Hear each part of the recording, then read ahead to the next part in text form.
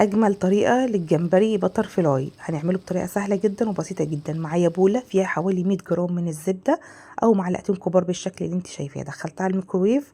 اول ما تفك معايا كده هضيف عليها البهارات: رشه كمون، رشه فلفل اسود، رشه بهارات سمك، وكيس مرقه فوريه. مش هضيف ملح خالص لان المرقه فيها ملح وبهارات السمك فيها ملح، والجمبري ما بيعوزش ملح كتير. معلقه كبيره من المستردة، معلقه كبيره من الثوم. بصي عودين شبت كده خرطيهم ناعم على قد ما تقدري. قلبي كده الخليط بسرعه واركنيهم على جنب علشان نحشي بيه احلى جمبري. الجمبري اللي معايا مفتوح زي ما انتم شايفين كده، كيلو معايا مفتوح بتر فلاي، مفتوح من الظهر وشايله منه شنباته وعيونه. اي حاجه بحشي بقى بالفرشه، بتحشيه بايديكي زي ما تحبي احشيه.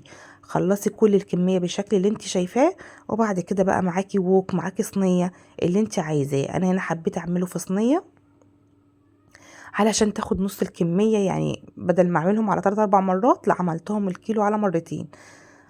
بحطه كده وبضغطه من الظهر علشان يفضل معايا مفتوح كتاب كده. اول ما بياخد لون بقلبه على الناحية التانية. الموضوع كله دقيقة وببدأ اللي انا اطلعه وبحط الكمية التانية. هنا خلاص خلصت الكمية التانية، وطبعا بكون موطية نص علشان الطاسة او الصينية ما تتحرقش مني. وبنزل بكوباية كريمة. انزلي بعلبة كريمة، ما عندكيش كريمة ممكن تنزلي بكوباية لبن وتحطي فيها معلقة دقيق وتسيبيها تغلي كده او تتقل، وحطي الجمبري. هسيب الجمبري لمدة 5 دقايق وبعد كده بطفي عليه وبزينه بالشكل اللي انت شايفاه.